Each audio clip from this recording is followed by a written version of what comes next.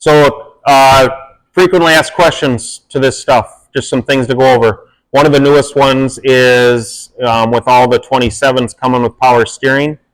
We haven't had our hands on one yet, on a 27 yet, but knowing where it is, seeing the pictures, the CAD, all that stuff, all this stuff should be compatible. If not, there'll just be a different part number for the power steering unit, but the kit's still going to fit. We just don't have a 27 in our hands to know exactly, if or what's going to have to change. But if you got a power steering model coming, don't worry. We'll have parts and everything available for it. Whether or not if it's the same as this one or a little bit different, we'll have it. Why are there two different setups for low and high elevation? Well, the components in the kits are virtually identical. What's different is in the clutching, and there's some very small changes in the fuel mapping. We're not going to bore you and get super detailed there, but there are some subtle changes in the programming.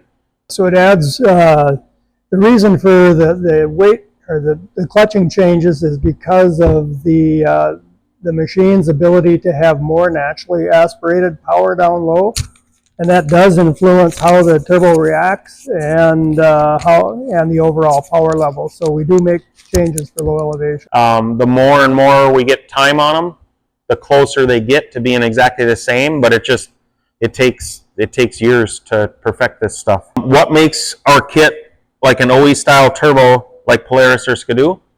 So the first thing is that we're using auxiliary injectors. No other aftermarket company that we are aware of is doing that. That's these two injectors here. So your two stock injectors in the back of the cylinder, they do all their normal fueling and everything else. And then we run these auxiliary ones based off of boost, and then we compensate for temperature and altitude with them as well in that control box. So with 4 injectors, it works better because if you tried to do it with 2, the injectors are maxed out. So if you did need knock protection, there's nothing to put the fire out per se. So by adding the other injectors, we have full knock control and protection. What does the kit weigh? Our turbo kit adds 6.5 pounds over stock. There's intake parts to remove. There's hood parts to remove and the stock muffler. When you're all said and done bolting this up, you're adding 6.5 pounds of weight to your machine. Price. Why is your kit more expensive than some other ones on the market? Well, I hope that you guys can see the quality and the level of components that we're delivering here.